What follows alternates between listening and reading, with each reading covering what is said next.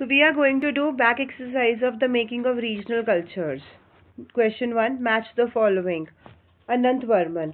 So Anantvarman is Orissa. Then Jagannatha Puri.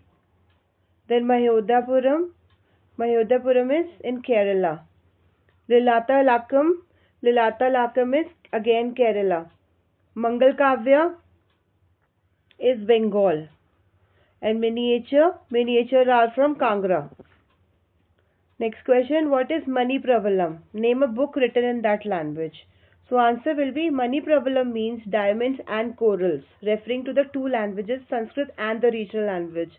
So you have to remember this, that Mani Pravalam means diamonds and corals, referring to two languages, Sanskrit and the regional language. Now a book written in Mani Pravalam is Lilati Lakam. The second part of the question. A book written in this language in Mani Pravalam is Lilati Lakam, which deals with grammar and poetics. Now next question. Who are the major patrons of Kathak? Now answer. Under the Mughal emperors and their nobles, Kathak was performed in the court, where it acquired its present features and developed into a form of dance with a distinctive style.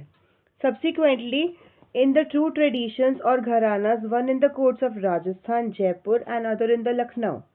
So under the patronage of Wajid Ali Shah, the last Nawab of Awadh, it grew into a major art form. So the major patrons of Kathak was actually one person, Wajid Ali Shah, the last Nawab of Awadh.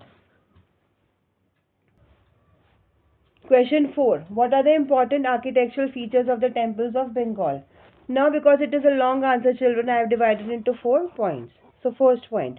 Bengal witnessed a temple building spree in the 19th century.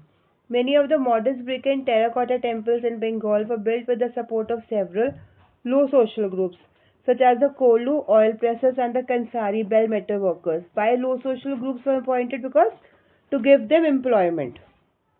Then point 2. The coming of the European trading companies created new economic opportunities. Many families belonging to these social groups availed of these.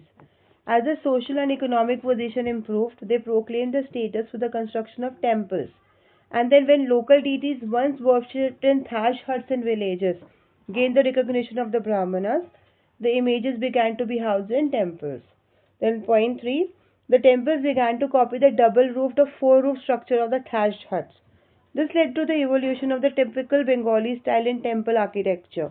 In the comparatively more complex four-roofed structure, 4 triangular roofs placed on the 4 walls move up to converge on a curved line or a point. Fourth point, temples are usually built on a square platform. The interior was relatively plain, but the outer walls of many temples are decorated with paintings, ornamental tiles or terracotta tablets. In some temples, particularly in Vishnupur in the Bankura district of West Bengal, such decorations reach a high degree of excellence. And you can also learn that Vishnupur is in Bankura district of West Bengal. Okay, this can be also a separate question. Then question 5. Why did minstrels proclaim the achievement of heroes? Answer. Minstrels used to recite poems and songs which depicted the stories of the Rajputs' heroic deeds. By reciting such poems and songs, these minstrels inspired others to follow the examples of Rajputs. Ordinary people were also attracted by these stories. Question 6. Why do we know more about the cultural practices of rulers than about those of ordinary people?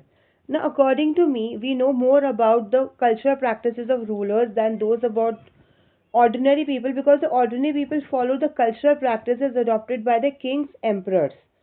Also, the kings used to record about the journey and experiences in inscriptions, but ordinary people were not much educated, or nor they have money to record their journey and experiences. That is why we know more about the cultural practices of our rulers or emperors.